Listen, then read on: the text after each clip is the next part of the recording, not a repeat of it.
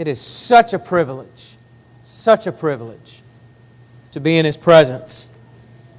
We have done nothing to deserve it, nor could we ever. In fact, we have done just the opposite. We are the ones who spat in His face, thought that we knew a better way. And yet out of His infinite love, His infinite mercy, He provided His grace so that we could once again be in His presence. And I am so thankful that He did. It's good to be with you tonight. Good to see you all. This is Q&A night, third Sunday night of the month. I enjoy it. I love it. This night is an interesting one with the set of questions that we have. We're going to run a pretty good little spectrum or gambit of questions. I have one that's come from one of our actually a visiting young person. So I don't know that young person's here tonight, but maybe he or she will be able to listen later on. But a really deep question to come from a young person. We have one. We have some that are dealing with Old Testament prophecy. We are looking at practical application of the words of Jesus. And then we're stepping into other practical application matters just within church life. So I'm excited about it tonight. I hope you are too. Did you bring your Bibles tonight? Let me see. Hold them up. Fantastic. If you would open up to Matthew chapter 7. Matthew chapter 7 is where we are going to be for our first question tonight. The question is posed to us, according to Matthew chapter 7, verse 6, when should we give up trying to reach and teach someone? Number one, let's read chapter 7, verse 6, and just get the verse in mind. The verse says, "Do not give dogs what is holy, and do not throw your pearls before pigs, lest they trample them underfoot and turn to attack you." Let me say, first of all, with the question, I do agree with the principle, with the implied idea that Jesus is teaching that there are times when we must choose to stop trying to reach and teach someone the good news.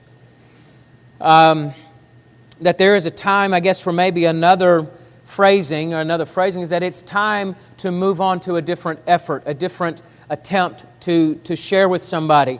And I think that is played out in other parts of Scripture. For instance, in Matthew chapter 10, in verse 14, you have parallel passages with Mark chapter 6, verse 11, and Luke chapter 9, verse 5.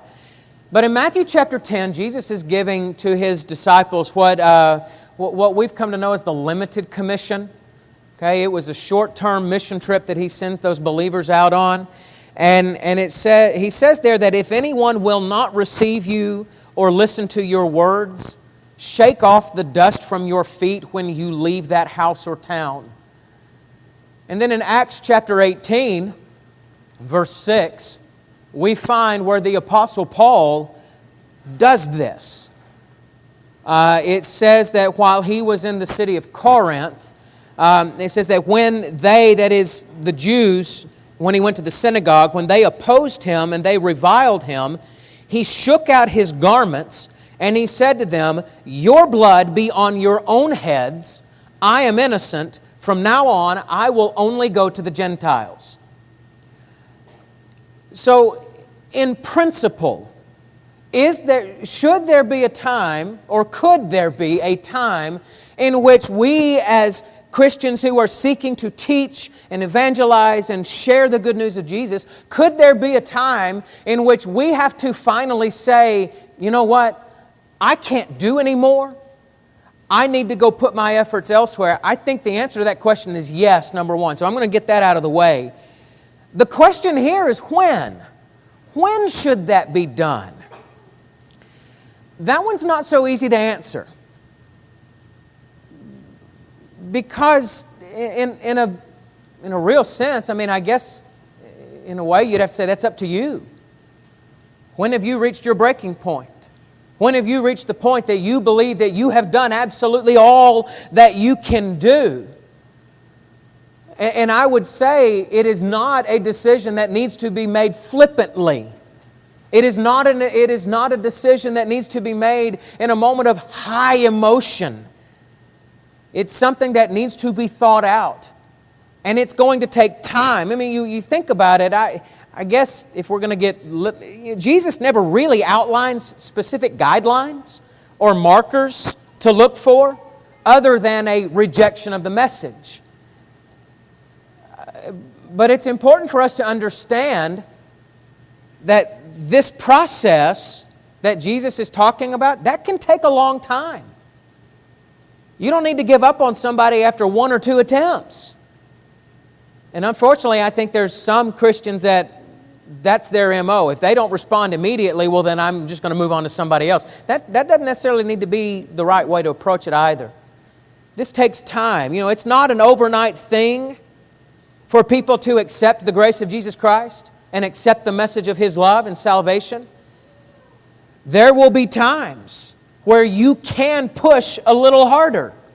You know the person well. You understand where they are spiritually because of other conversations. And so there may be times that you might be able to push and nudge them a little bit harder in your conversations. And then there are going to be times where you need to back off.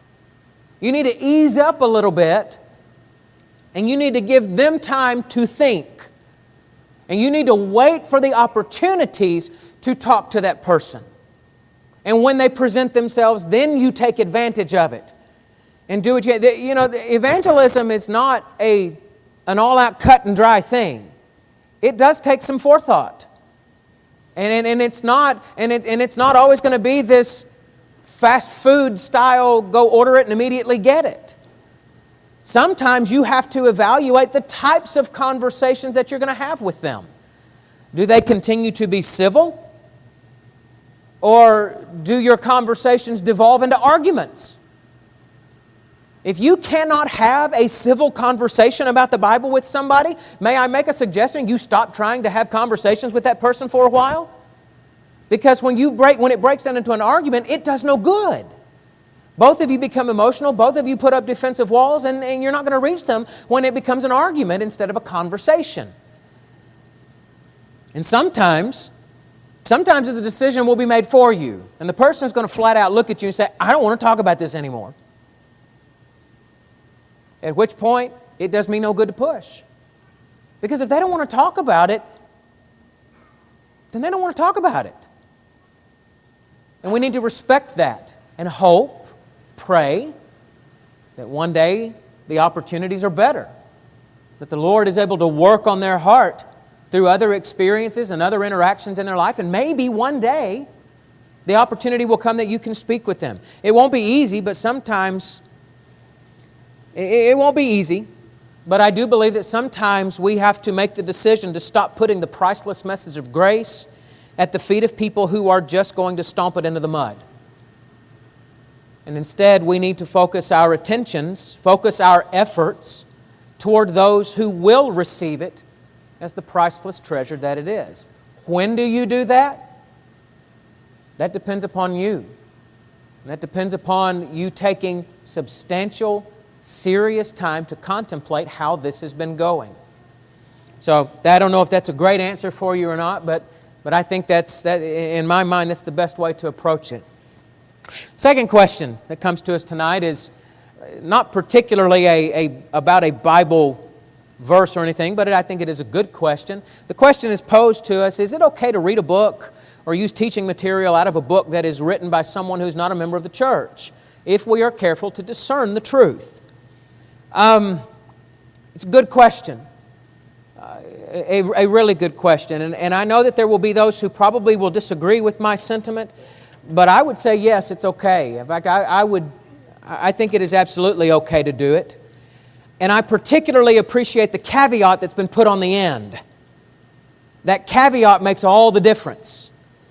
And I'm more on that here in a minute. But I know that as I say that, understand, I know that there may be people in this room who disagree with what I'm saying on this and may believe that we should only read materials, biblical materials that are written by people who are members of churches of Christ.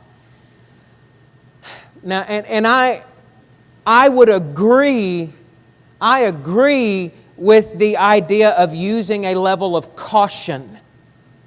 I do agree with that wholeheartedly. We need to be careful the things that we choose to read and choose to implement in our teaching. But I also think, on the flip side of that coin, I also think we need to be really careful that we not create a culture in which we are isolationists instead of discerners of truth. There is a difference. There have been places and times and groups that have cut off everything from outside their own circle to their own detriment, to the point that that's all they ever heard, and it actually wound up hurting their cause and hurting their own growth instead of helping it. And that's why I like this caveat so much. It is critical that we make sure that we always read any sort of teaching book with an emphasis on discerning the truth. One thing you have to remember, and in this crowd, this is probably the duh statement of the night, okay? But we need to be reminded of it. We have to remember that any book that is written with the intellect and wisdom of man is just that. It is a book written by men. And it doesn't matter if it's written by somebody who is one of us or one of them. It's a book written by men. A few weeks back, I vocalized my own personal concern that too many Christians today have lost or are losing their ability to think critically. It just seems to me that many people today don't know how to process information and formulate their own conclusions about the Bible. It's not that they can't do it. I think it's a matter that we haven't encouraged that. We haven't taught each other how to do that. And so it's not an issue of I can't, but it's a know-how. And if that's the case, I could be wrong in my assessment, but if that's the case, that a lot of Christians have lost or are losing that ability to engage in critical thinking, I think that that's part of what's leading to a lot of the problems that Christianity is facing today. For one, there are too many people who want the preacher or an elder or a Bible class teacher to just tell me what it means. Just tell me what it means. Don't make me have to think about it. Don't make me have to defend it. You just tell me what I'm supposed to believe and do. And sometimes you need that kind of help, but that's not the way that you need to be operating in the whole entirety of your faith walk. I think this inability to think critically is one of the reasons why young people are leaving the church in droves. Because they perceive Christianity, modern Christianity, as canned, cliched statements that no one can actually explain. They perceive it as just a bunch of regurgitation of what the preacher says, and phrases that we've been using for the last 100 years. Doesn't make the statements untrue, but that's what they're perceiving it as, and so they're going to move on to somebody else who's bringing in what they believe is actual thinking skills. Something new, a new way of saying things, a new way of thinking about stuff. I think that this inability or this losing this skill has impacted our ability to evangelize. Because the bulk of people in congregations have not learned how to defend their beliefs or make a convincing case as to why a non-believer should listen to the message of the Bible. Instead, we go run into the preachers, and we go run into the elders, and we go run into the Bible class teachers, say, I have a Bible study that could happen, can you come do this? And the members in the pews are not able to do that anymore. And I think that's one of the things that is really, really hurting our evangelistic efforts. Several years ago, I had a conversation with a fellow preacher, and we were talking about this idea of about this very topic. Should we recommend that people read books from outside of our fellowship? And I made the comment to him. I said, well, I believe yes. Yes, we should recommend that people do that as long as we encourage them to read it with a critical eye and a discerning heart. And his response when I made that comment, he said, yeah, but Cory, you and I both know they'll never do that. And I got to be honest with you, that bothered me. Because I thought to myself, then what are we doing? What are we doing? If we cannot and are not teaching and encouraging one another to think deeply about the Bible and spiritual things for ourselves, then what's the point? Does it mean that we're all going to become incredibly deep philosophers or crusty bearded theologians? No, that's not what we're talking about. I'm not talking about going out and everybody having the great deep C.S. Lewis style thinking. That's not what we're saying at all. But the Bible does teach us that God expects us to be able to go through life and tell the difference between truth and non-truth.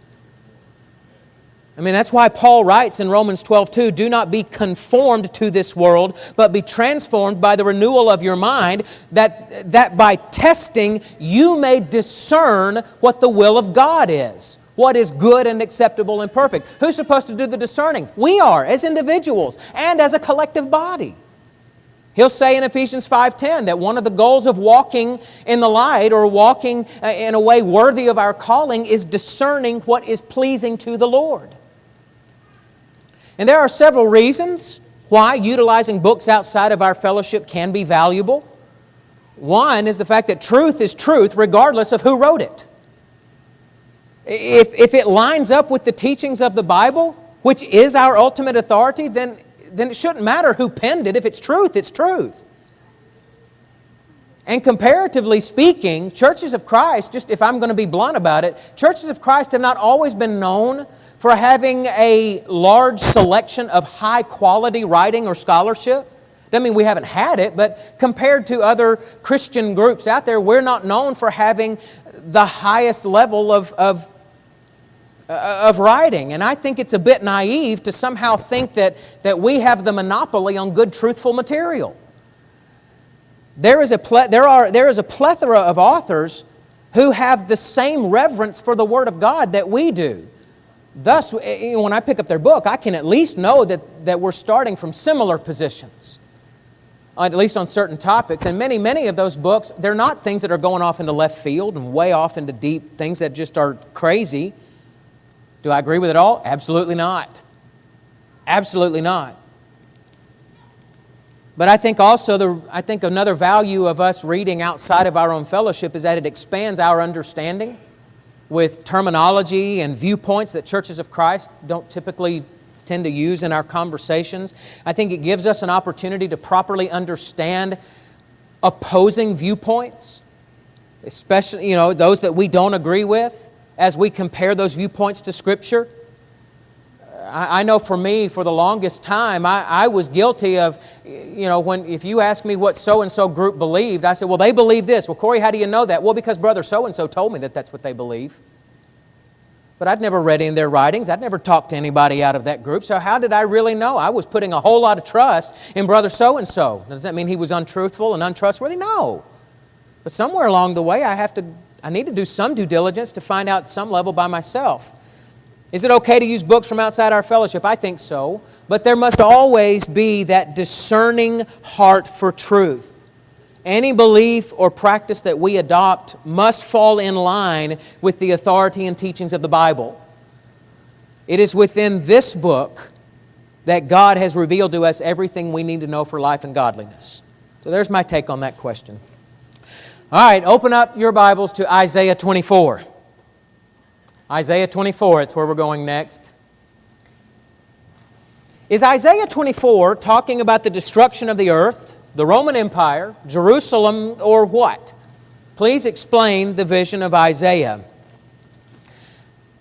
People, we tend to get intimidated by the prophets, the Old Testament prophets, and then there's a couple of reasons for that. I think one is they're really long, some of them. Isaiah is the longest one. 66 chapters. That's a hard book to sit down and read. There are things that they are talking about that we just flat out don't understand. We know that a lot of times there's language, there's imagery that just doesn't fit with our normal viewpoint of stuff. And I think also what makes the prophets hard at times is we know very little about the historical background and the historical context in which they were writing. So and Isaiah is particularly difficult for a lot of people because it is long and complex at times. It is full of theological significance for both the Jewish era in which it was written and in the Christian era in which we now live. On the whole, I think it is important that if we're going to approach Isaiah, I think it is important that the book is addressed, to remember who the book is addressed to and who it is aimed at. He actually tells us this at the very beginning of the book. In Isaiah chapter 1, verse 1, it says, "The vision of Isaiah, the son of Amoz, which he saw concerning Judah and Jerusalem in the days of Uzziah, Jotham, Ahaz, Hezekiah, kings of Judah." So understand that as you read through the book of Isaiah, underlying all the prophecy, these are things that are sent to or were originally intended to be for Judah, Jerusalem, the Jewish people, things about their present, perhaps some reference to things of their past, and things about their future, near future as well as distant future. But let's read a little bit out of chapter 24, because this is one of those chapters, these visions that, it jumps all over the place as far as being happy, excited, hopeful, to dreary and scary and depressing. So just get a little bit out of this here. So we'll start, first 6 verses. "Behold, the Lord will empty the earth and make it desolate. He will twist its surface and scatter its inhabitants. And it shall be as with the people, so with the priest. As with the slave, so with his master. As with the maid, so with her mistress. As with the buyer, so with the seller. As with the lender, so with the borrower. As with the creditor, so with the debtor. The earth shall be utterly empty and utterly plundered, for the Lord has spoken this word. The earth mourns and withers. The world languishes and withers. The highest people on earth languish. The earth lies defiled under its inhabitants, for they have transgressed the laws, violated the statutes, broken the everlasting covenant. Therefore a curse devours the earth, and its inhabitants suffer for their guilt. Therefore the inhabitants of the earth are scorched, and a few men are left." But skip down to verse 14 now. "They lift up their voices, they sing for joy over the majesty of the Lord. They shout from the west. Therefore in the east give glory to the Lord. In the coastlands of the sea give glory to the name of the Lord, the God of Israel. From the ends of the earth we hear songs of praise, of glory to the righteous one. But I say, I waste away, woe is me, for the traitors have betrayed. With betrayal the traitors have betrayed." 21 through 23. "On that day the Lord will punish the host of heaven in heaven and the kings of the earth on the earth. They will be gathered together as prisoners in a pit. They will be shut up in a prison, and after many days they will be punished. Then the moon will be confounded and the sun ashamed, for the Lord of hosts reigns on Mount Zion and in Jerusalem, and His glory will be before all of the elders." There's a lot going on there just in those verses. So who's the prophecy about? Well, I'll give you my belief.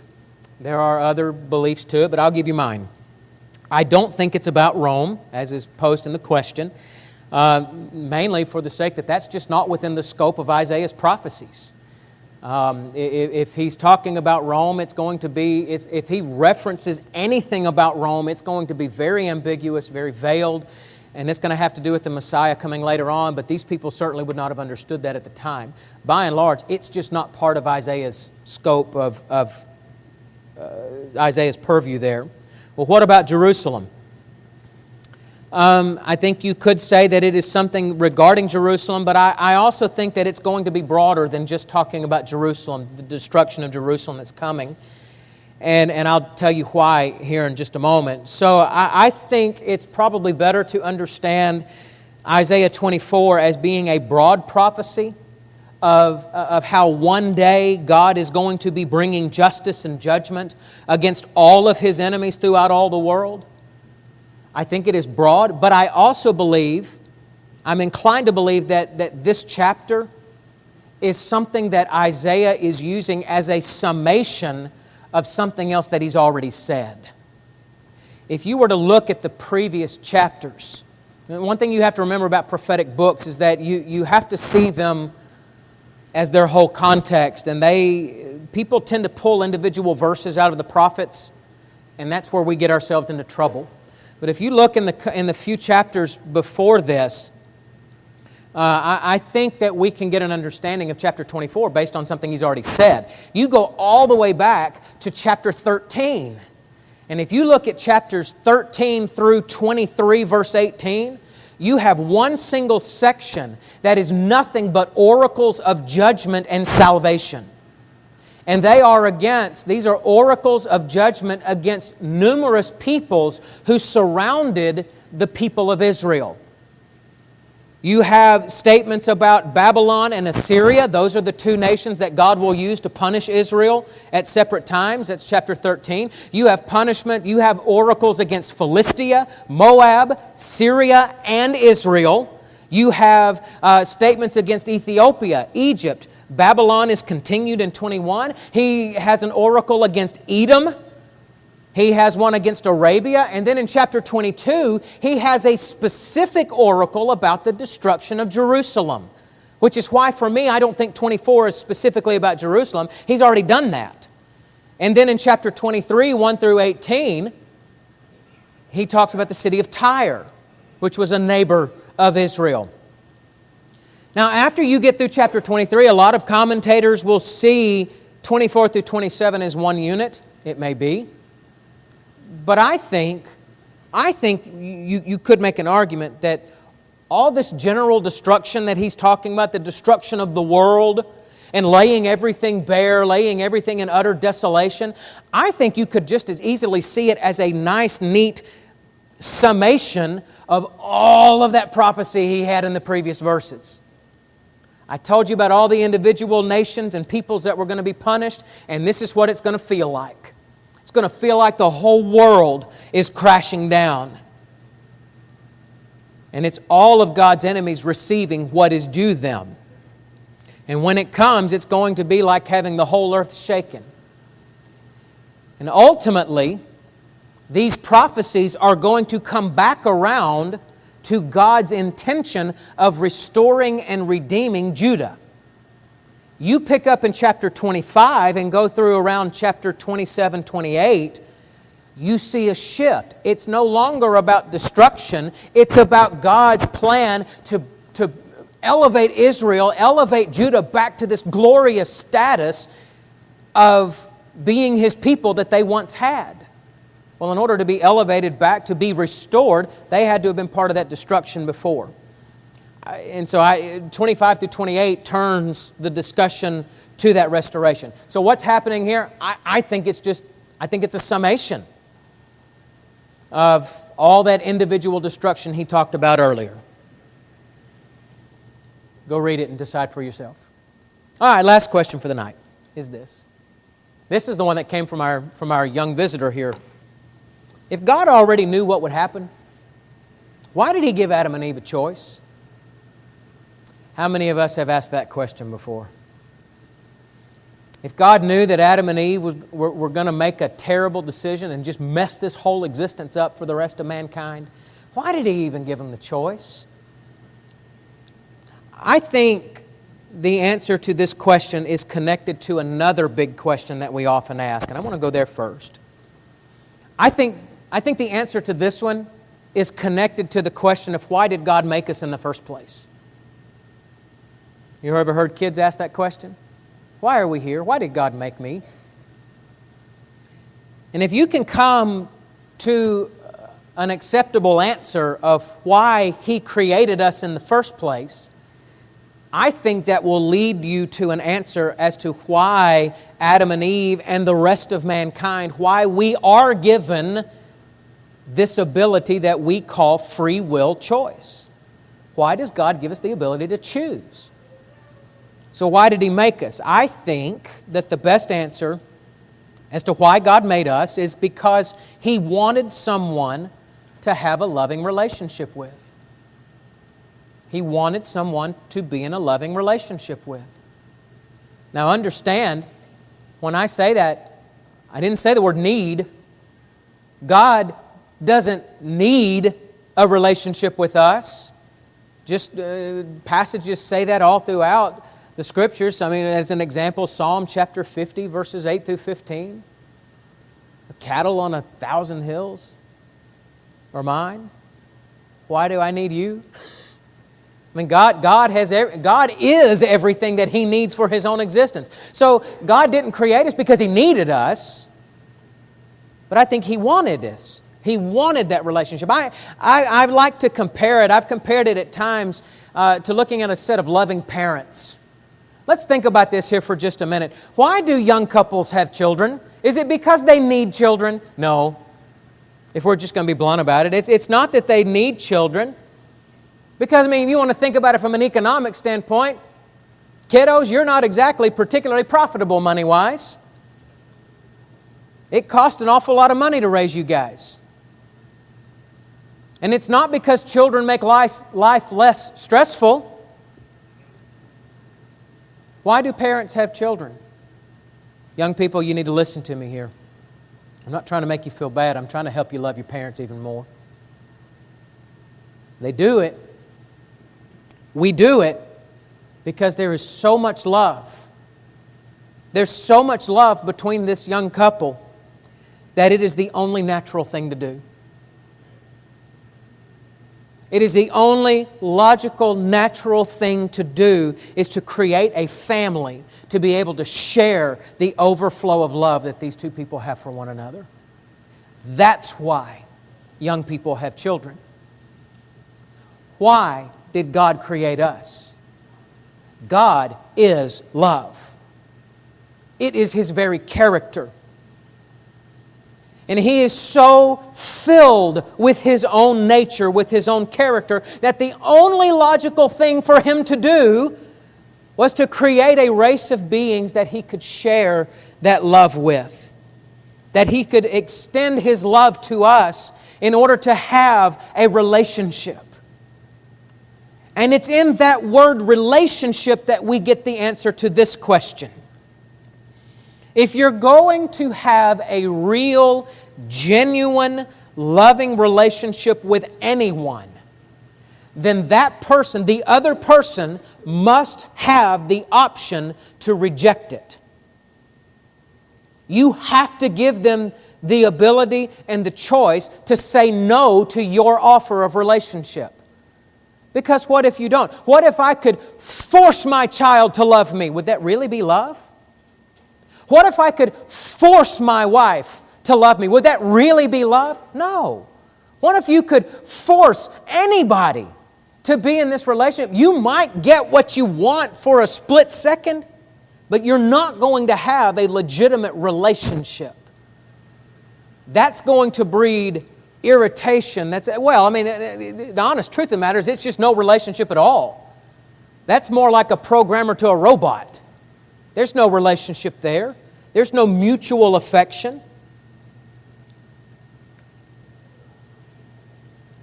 And so when do relationships become most meaningful? They become most meaningful when they are grounded on mutual respect, mutual love, and so forth. They become meaningful when we have a relationship because we both chose to be in that relationship. And if God's desire is to have a loving relationship with His creation, then when He created Adam and Eve, when He created you and me, He had to give us the option to reject His love if that's what we so chose to do. He had to give us the ability and the opportunity to say no to His ultimate sovereign will. Otherwise, it's not respectful obedience. Otherwise, it's not genuine love. Otherwise, it's not really a relationship. That's why He gave us the choice. And as we sit here tonight, I want you to understand something. If you haven't picked up on it yet, you still have that choice. The Lord's never taken it away. You have the opportunity, you have the ability to choose if you were going to accept Jesus' offer of grace and love and mercy or not. You have an equal opportunity to say, I want nothing to do with it. And to just sit there and do nothing. To go on with your life as if you don't need God. That's your choice. There will be consequences to those choices. And so I would encourage you, I beg you, to look down deep within you, to look within this authoritative Word that we talked about earlier, this revelation of the will of God, and decide what you need to do. Do you need to choose to give your life to God tonight by obeying the gospel? Do you need to choose to come back to God and stop walking around in the sin that once held you down but that you had received forgiveness of and now you're letting it mire you down again? Do you need to choose to get things right with Him? I hope you'll make that choice right now while we stand and sing.